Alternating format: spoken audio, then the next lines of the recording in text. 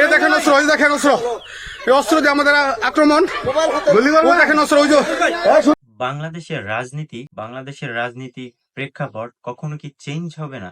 এক দল যায় আর এক দল আসে, এমনই প্রেক্ষাপট কিন্তু বাংলাদেশে চলে আসছে। তো এর আগে যারা জমি দখল করত, চাঁদাবাজি করত, তাদের নাম ছিল আওয়ামী লীগ। কিন্তু বর্তমানে যারা করছে তাদের নাম আসছে কোথাও বিএনপি, কোথাও জামাত। তো আমাদের কাছে নারায়ণগঞ্জের রূপগঞ্জের একটি ভিডিও চিত্র আসছে, যেখানে দেখা যায় এক দাড়ি টুপিওয়ালা এক ব্যক্তি, যাকে বলা হচ্ছে জামাতের এক নেতা।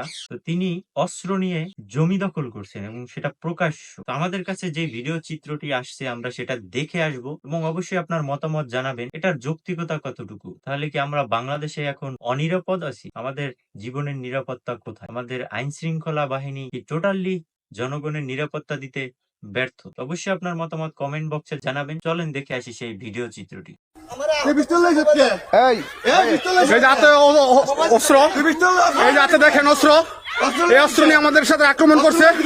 এই দেখেন অস্ত্র, এই দেখেন অস্ত্র, এই অস্ত্র দিয়ে আমাদের আক্রমণ, দেখেন অস্ত্র। ওই যে দেখেন অস্ত্র আমাদের, এই যে দেখেন এই লোক আহত করছে, এই যে এই লোক আহত, ওই জাত অস্ত্র, ওই জাত অস্ত্র দেখছেন।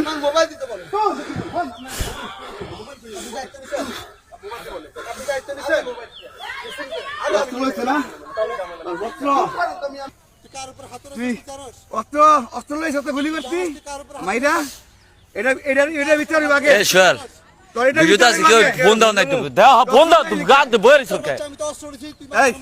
আমার বলেন দে ফোন দাও, না তুমি ফোন দাও, বাদ দাও তো কাকা, তোর টাকা মিলে না কাকা, ওই পিস্তল লইছে কার সামনে তুই না, ওই কালা পিস্তল লইছে ফোন দিবা আমি দিব, ফোন দাও কয় চাইতো তাড়াতাড়ি। যে জমিটা নিয়ে ঘটনা, এই জমিটা হয়েছে 5-6 বছর ধরে কেনার পরে আমি ভুক্তভোগী খাইতেছি। তা অবস্থায় নতুন করে আমাদের এলাকায় সার্ভে আসছে সার্ভে করার জন্য। তো আমি গেছি আমার জমি সার্ভে করার জন্য।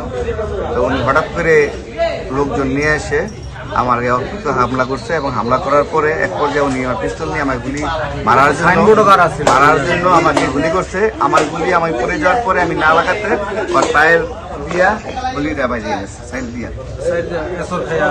আর আমার যে স্টিল পাইপ দিয়ে বাইরেছে, এই কারণে আমার পায়ে আমি হাঁটতে পারি। অস্ত্র পাইছে কই?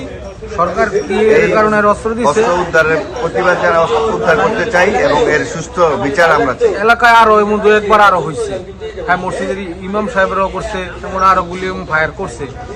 লাইসেন্সটা কে দিছে এটা আমরা সরকারের কাছে জানতে